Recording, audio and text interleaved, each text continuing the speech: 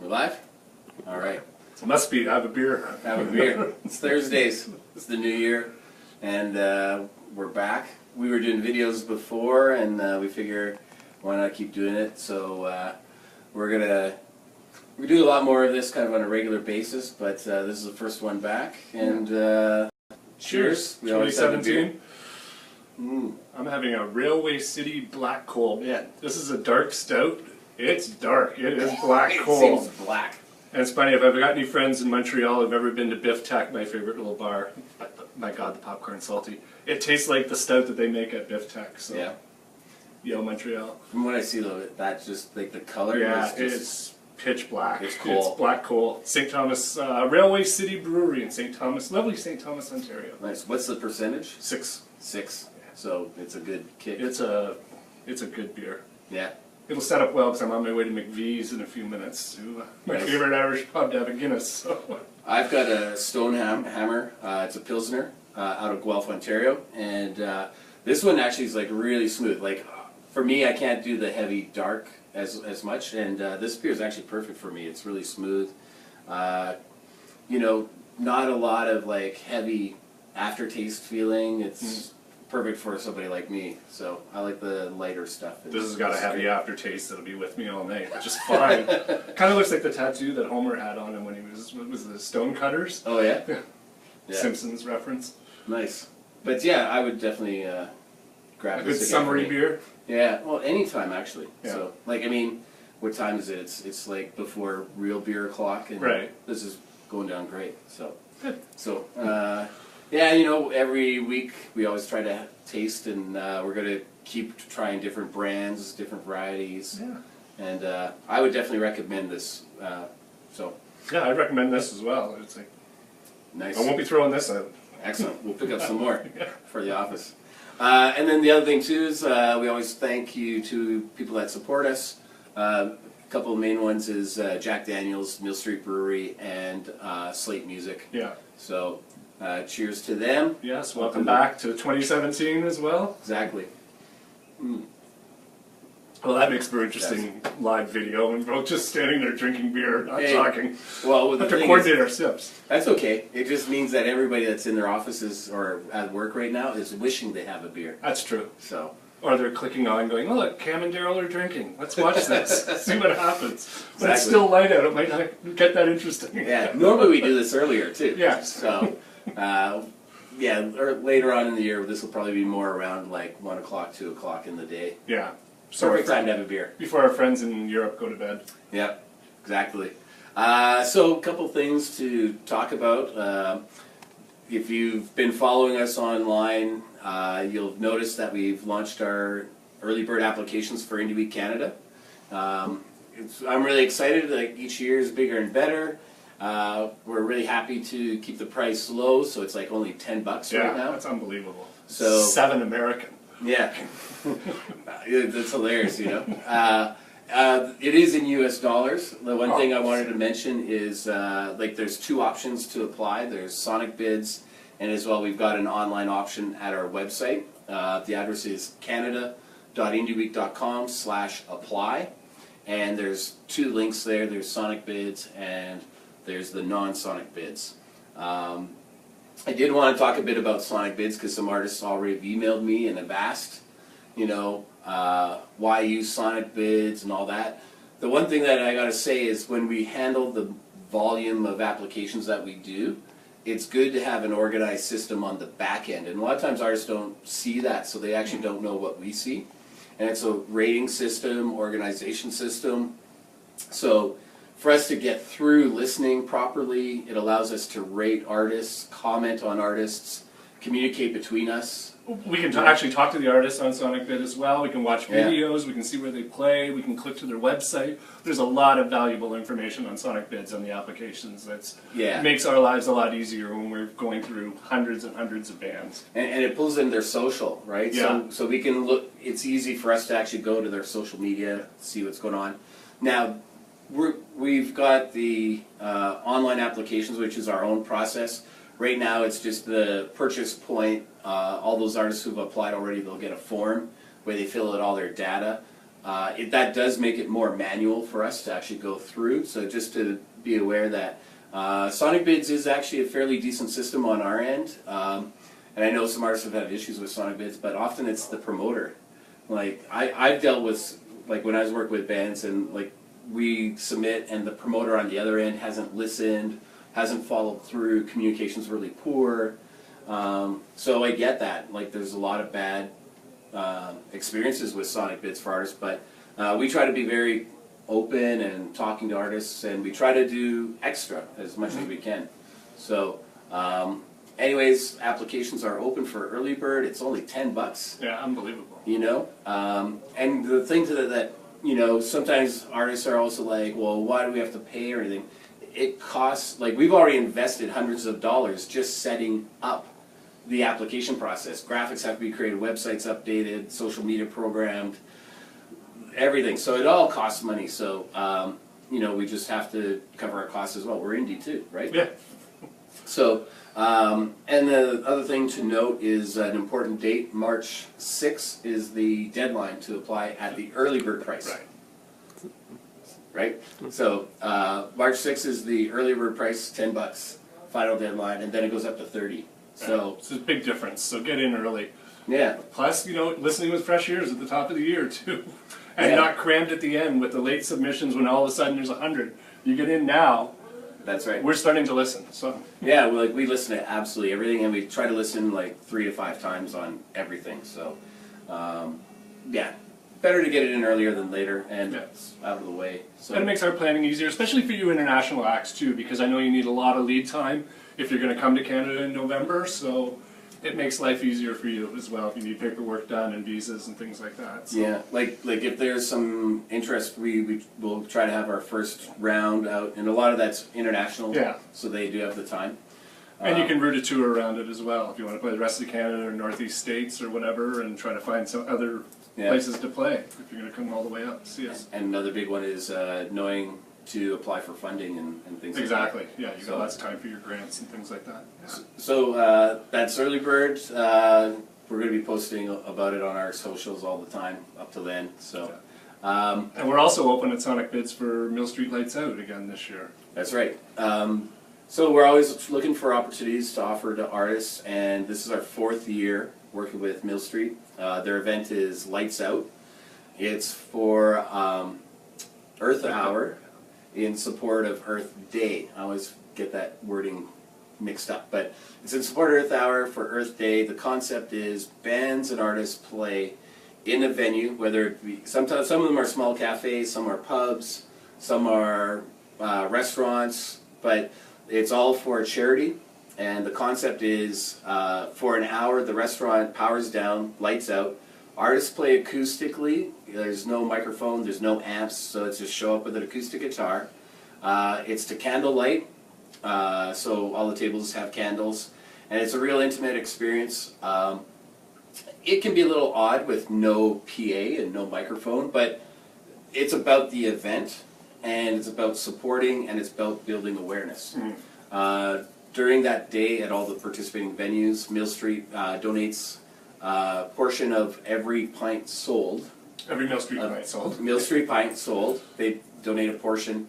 And I don't have the numbers from last year, but I know going into last year we had raised over $300,000. So that was year 3, so we got to figure we're at 100,000 to that, or pretty close to it. Probably more. As this project expands more and more across the country, we're in 50 cities this year, so Yeah, conceivably. it's like basically it's coast to coast this year. So first year was Toronto only, then it was Toronto and Ottawa. Last year was all over Ontario, Ottawa, and also we had Edmonton and Calgary. Yeah. And this year is including other provinces. It's pretty crazy. But like we have to book about 200 bands, and they all play in the same hour, which is nutty. Depending on your time zone, but it's between 8:30 and 9:30 in your time zone. On Saturday, March 25th is the actual date. That's right. Yeah. And so right now we've messaged out to some of the artists that have played. Like we're just starting to get things going. But there is a Sonic Bids submission. It's like $10 as well. It helps cover cost of us listening and doing stuff. But we'll put that link on our Facebook page, and we'll push it out to Twitter so that you can see that. And it's a paid gig as well. Yeah, every artist gets paid.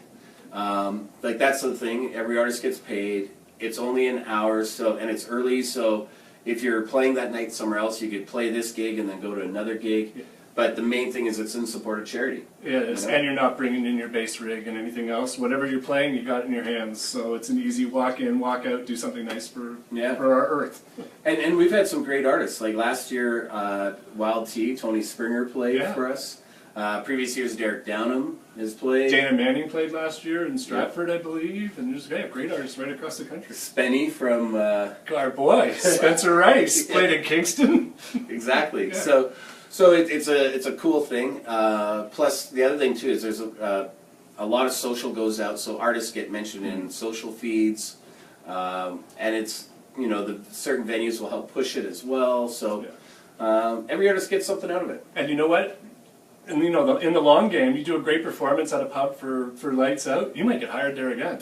You never know. The bar manager could see you, or the booker might be there, and it could lead to something else. So. Bands have been hired back at some of the pubs, and then as well, some of the locations have actually come to us and said, book some more artists. So like we had Joshua David at Brooklyn Tavern on New Year's, right? So he got paid a pretty decent wage for that, and you never know, doors open, and it's also about community and the good cause and all that kind of stuff. Yeah, it's all good. So apply to that soon though, because it's Saturday, March 25th. And I think the deadline at Sonic Bids is like 10 days away or something like that. February 6th. February 6th, there you go. February 6th is the deadline to apply for that. And basically we're firing off, scheduling bands from now to then. And basically in 2 to 3 weeks we're looking to have everything scheduled. Yeah, so if you have emailed us, we'll get back to you very shortly with all the details, what you need to do to make it all happen. So. That's right. Yeah. So that's Lights Out, Mill Street. And again, we're going to put links on our Facebook, and we'll send it out through Twitter. And as well for the Indie Week Early Bird as well. Just go to our social. It's all over our social, right? And then what's the last thing we were going to talk about? We were going to talk about, there's been a lot of talk, especially in Toronto right now, venues closing, but there's some venues opening as well, some venues we thought were going to close. We were at Cherry's last week. That's right. Which has been saved by Alex and Matt, and Cherish is still there. So we weren't supposed to be at Cherry's last week, but it's open. No, and hats off to Crystal Beth and Indian Handcrafts. It was a great night. Crystal Beth. Crystal Beth, all Kiss. It was Dad's doing Christmas, or Dad's doing Christmas. No, Dad's doing Kiss, and it rocked. Yeah, no makeup. I'd see that again. Yeah, they totally nailed it musically. Yeah. And Indian Handcrafts are great as always, and the club was packed, which was great to see because, a month ago we didn't think Cherries would still be around, so we're really happy for that. And earlier in that night we were at another new venue, Baby G, which is our friend Sean from the Garrison has opened a new location out further west, out on Dundas. Yeah, and you know what? It's a great venue. So that was their launch party last week. Yeah, their industry launch. They've been open for a little bit, doing some shows, and that was a big industry. Come see us. And what's the capacity of the room again? About 150, but a nice high, really deep stage with great lighting and sound. And it's kind of set up like there's a front bar, much like the Rivoli or a few other places. There's a front bar you can sit and chat, or then you just or the Pistons like that as well. Very much like the Piston, yeah. And then you go in the back room, and there's a great stage and lights and PA, and it's a really cool room. So we saw a bunch of bands that night. I think 3 played. Yeah. And they were all really good. And it's cool because it's run by people who have been in bands, understand what bands want. Yeah. So Baby G, we're looking for great things to come from it, right? Yeah. So.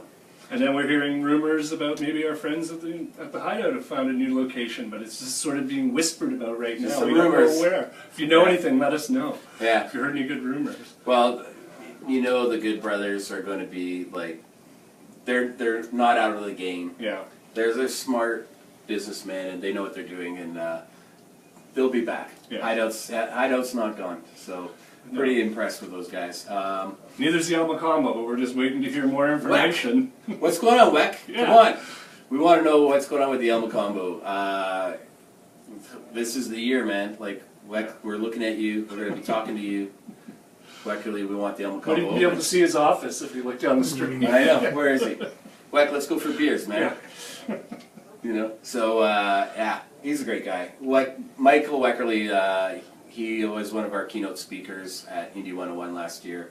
He's on Dragon's Den. That's where you'd know him from. He's the owner of the Elmo Combo now. Fantastic guy and a fantastic supporter of live music, and Yeah.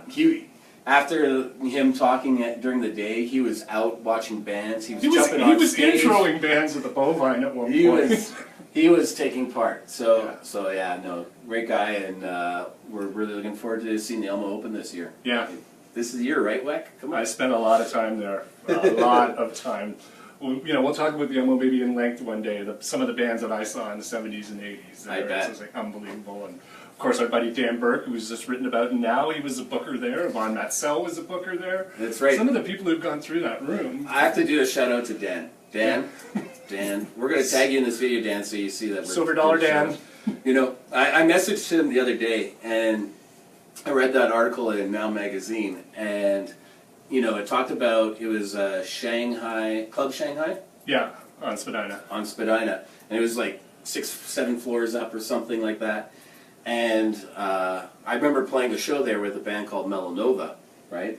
And I didn't realize that was his first gig booking, right? Because later he was booking the Elmo, and we got shows there through him, and I played there and stuff. But I was just looking at the dates, and it's like, holy crap, have I known you that long? Like, man, 2 decades, Dan. Like, good on you, like, for being such a supporter of new music, independent music. And the one thing about, like, there's a great article in Now Magazine, so if you haven't read it, it's from last week's. It's online. It's online. Dan always puts his heart and soul into what he's doing. He cares about it. Sometimes he's a little rough around the edges, but it's only because he means well. Like, he really wants shows to do great. Yeah, and he's also great ears for discovering new talent. He just did a series with Exclaim Magazine. I think there might be one more left in the series about his sort of picks of bands to break from across the country and around the world. So he's a survivor, man. Like when you're in the business as long as he's been, then that says something. Yeah. So I will do a toast and cheers to Dan Burke. Yeah, as will I. And thanks for all your help, Silver Dollar, in years gone by. Mm-hmm. So that's sort of the venue update. Now you've got a band you wanted to talk about a little bit. Yeah, this is just, and we'll put this on our Facebook and probably tweet it out as well. There's a band to look out for in the UK, good friend of mine, Kovic. Kovic or Kovic? I'm not sure how they're pronounced. I would say Kovic, looking at it, because it ends in an H. No, it's Kovic. Oh. It sounds like Kovic, I believe, but yeah. Anyways, they're just finishing up their first tour in the UK. They put out a single, I believe, 2 weeks ago. It's already 1.8 million views. So we're going to put their video in Facebook and probably push it out on Twitter and socials and stuff. But take a spin, listen to it. Brand new band to watch out for in the UK.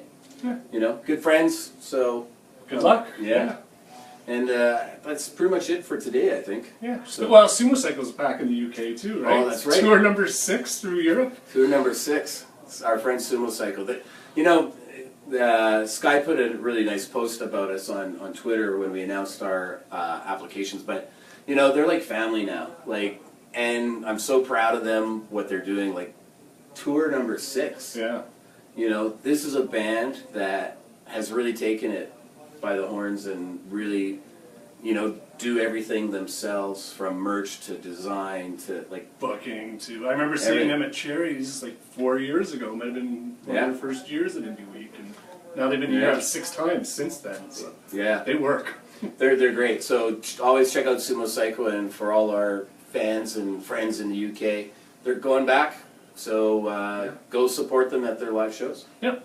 So and support live music in general. Yeah. So I think that's it for this week. Yeah. We'll be back next week.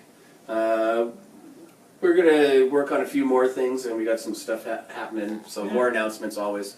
But just to recap, it's early bird applications open, Canada.indieweek.com/apply. Lights out. We're going to post links to Sonic Bids on our Facebook and Twitter.